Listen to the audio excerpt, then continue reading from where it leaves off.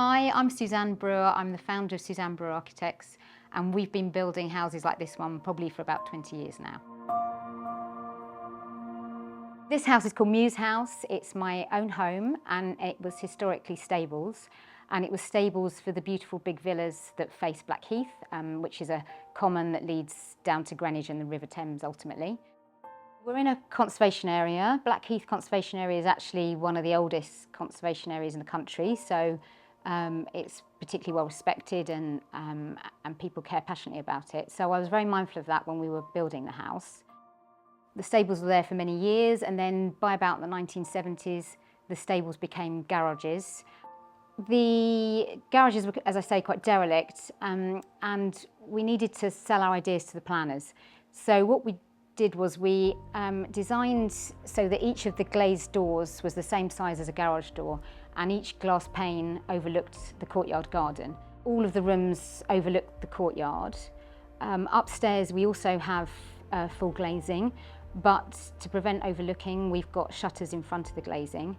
And then we've also got a green roof so that all the surrounding properties, their outlook is onto a green roof, and our solar panels and things like that are up there as well. The house is an L shape, and there's a good reason for that. The main body of the house follows the footprint of the garages, and as I said, all the glazing overlooks the courtyard garden intentionally and happens to face south, which is lovely.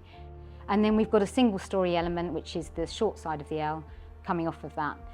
So the main body that I'm sitting in now is the living space. This is the living room. There's my office behind me, and then there's the arrival atrium, and then the smaller wing is guest bedrooms and my children's playroom. Designing your own home is probably every architect's dream, if I'm honest. By the time we designed this house, I'd probably designed maybe 20 other houses. I suppose it's an opportunity where you can put those ideas that perhaps you've wanted to use for other clients, but for whatever reason not being able to.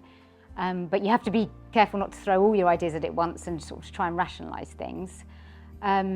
So I like to think it's got the sort of best bits that we've always sort of wanted to do over the years.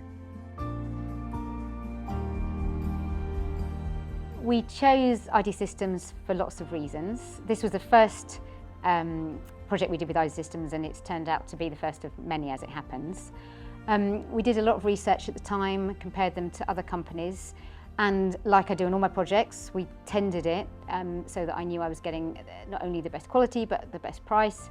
And on this occasion and subsequently since, IDSystems won that tender. And probably the other thing that gives me the most comfort about them is they do a really comprehensive drawing package, so that any potential problems are picked up really early on, long before you get to site. So hopefully, and as proved to be the case, there's then no problems when you get to site.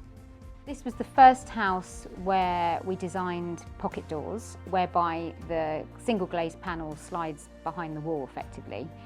And we did that because we wanted to have access from the guest bedroom and the children's playroom onto the garden without the doors being in the way.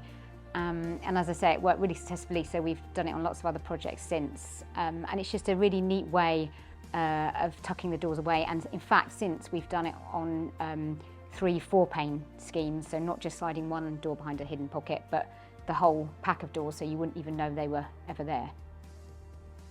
One of the nice features is that all of the bedrooms have a Juliet balcony with a glass balustrade. The children's rooms have a single panel that opens, and our master suite has a pair of doors that open up. And it just, in the summer, is particularly lovely, and it opens out to the view. 10 years on, the glazing has proved to be one of the biggest assets to the house, to be honest. Lots of other things go wrong eventually after 10 years, technology mainly. But the glazing's held out, and we haven't had you guys back in that 10-year period. This is lovely to see you again now.